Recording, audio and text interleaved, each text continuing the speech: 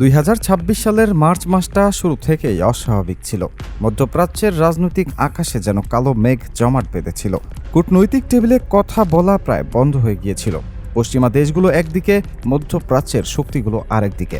এই দুই পক্ষের মধ্যে দাঁড়িয়েছিল একটা জায়গা, হরমুজ প্রণালী। এই সরু জলপথটা দেখতে মানচিত্রে ছোট মনে হলেও এর গুরুত্ব পৃথিবীর অর্থনীতির জন্য অকল্পনীয়। বিশ্বের প্রায় 1/3 তেল এই পথ দিয়ে পরিবহন করা হয়। অর্থাৎ এই পথ বন্ধ মানে পৃথিবীর জ্বালানির সরবরাহে বড় একটা ধাক্কা। আর সেই সময় ঠিক সেটাই ঘটছিল। অনেকদিন ধরে বড় বড় তেলবাহী জাহাজ চলাচল কার্যত বন্ধ হয়ে পড়েছিল।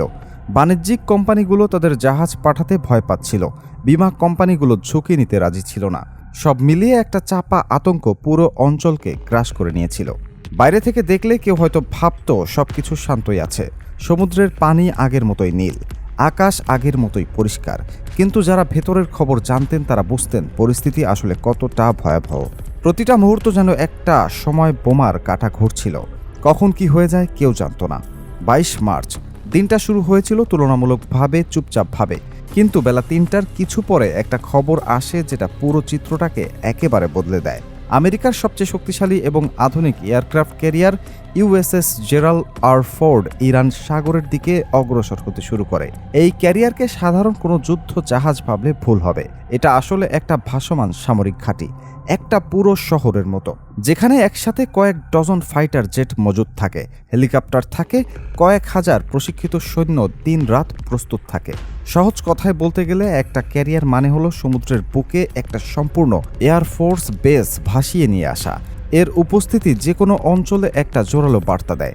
সেই বার্তা হলো আমরা এখানে আছি এবং আমরা প্রস্তুত। ক্যারিয়ারে থাকা নাবিকরা এবং কমান্ডাররা নিশ্চিত ছিলেন যে এই অভিযান পরিকল্পনা মাফিক এগিয়ে যাবে। তারা ভেবেছিলেন নিজেদের শক্তি দেখিয়ে পুরো এলাকায় একটা স্থিতিশীলতা আনা সম্ভব হবে।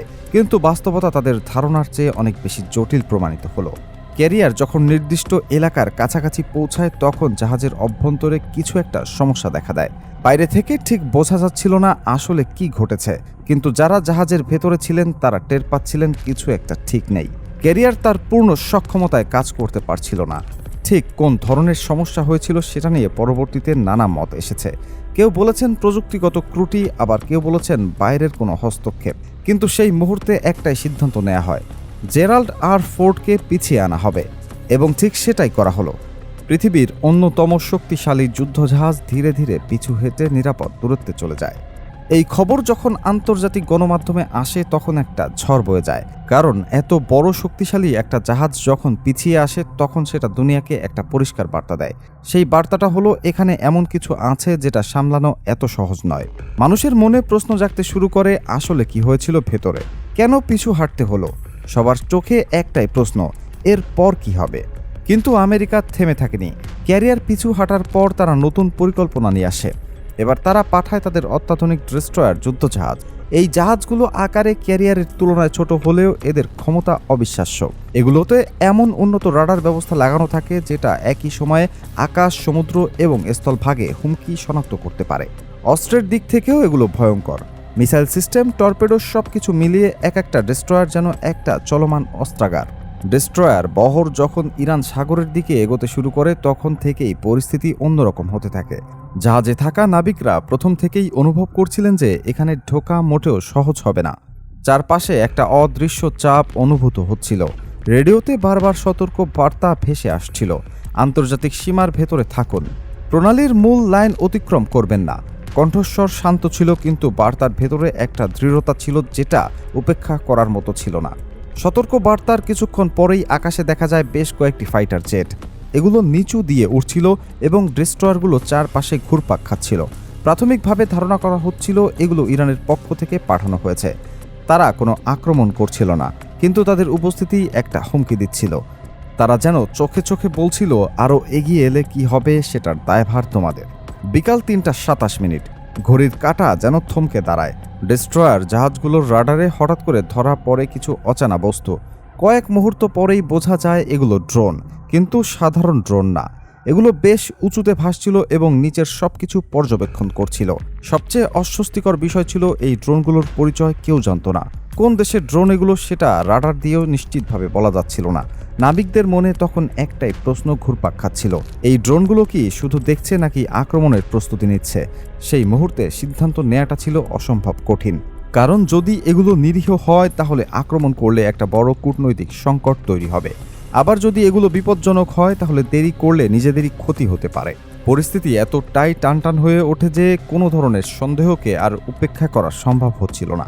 কয়েক মুহূর্তের মধ্যেই একটি ডেস্ট্রয়ার জাহাজ থেকে পরপর কয়েকটি মিসাইল উৎক্ষেপণ করা হয়। আকাশে আগুনের রেখা টেনে মিসাইলগুলো উড়ে যায়। এই দৃশ্য দেখে পুরো এলাকায় একটা থমথমে ভাব নেমে আসে, কারণ এতটা গুরুত্বপূর্ণ একটি জলপথে সরাসরি মিসাইল ছোড়া একটা অত্যন্ত বড় ঘটনা। এটা শুধু সামরিক পদক্ষেপ না, এটা একটা রাজনৈতিক বার্তাও। পুরো বিশ্ব সেই মুহূর্তে নিঃশ্বাস বন্ধ করে তাকিয়েছিল। কিন্তু গল্প এখানেই শেষ হয়নি, বরং সবচেয়ে ভয়ঙ্কর অধ্যায়টা তখনও বাকি ছিল। মিসাইল উৎক্ষেপণের ঠিক কয়েক ঘন্টা পরেই ইরান তাদের একটি বিশেষ সামরিক শক্তি মাঠে নামায়।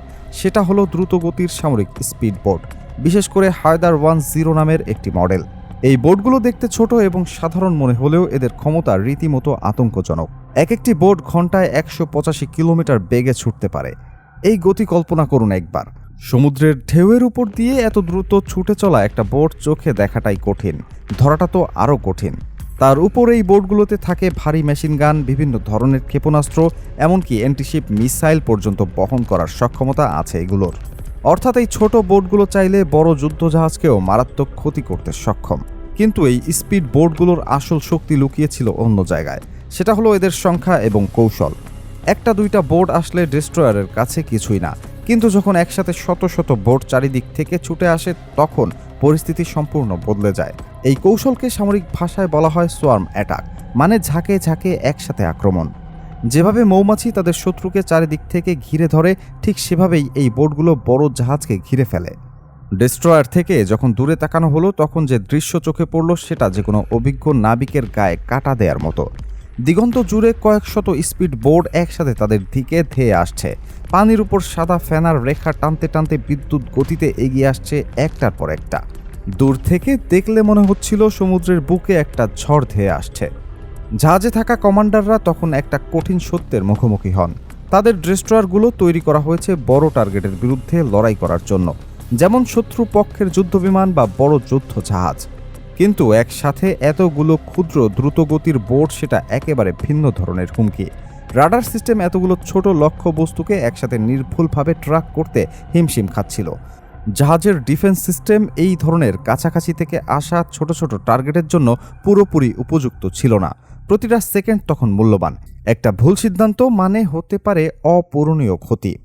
শেষ পর্যন্ত ডেস্ট্রয়ার বহরের কমান্ডাররা সবচেয়ে কঠিন কিন্তু সবচেয়ে বুদ্ধিমান সিদ্ধান্তটি নেন। তারা পিছু হাঁটার আদেশ দেন। ধীরে ধীরে জাহাজগুলো তাদের গতিপথ পরিবর্তন করে নিরাপদ দূরত্বে সরে যেতে থাকে। আর সেই শত শত স্পিডবোট সমুদ্রের বুকে ছড়িয়ে থেকে দূর থেকে নজরদারি চালিয়ে যায়, যেন তারা বলছে এই সীমানা আমাদের এবং আমরা এটা রক্ষা করতে জানি। এই পুরো ঘটনা বিশ্বকে একটা নতুন বাস্তবতার সামনে দাঁড় করিয়ে দেয়। যুদ্ধ শুধু বড় জাহাজ আর উন্নত প্রযুক্তির লড়াই না। অনেক সময় ছোট, দ্রুত এবং সংখ্যায় বেশি শক্তি বড় শক্তিকেও অসহায় করে দিতে পারে।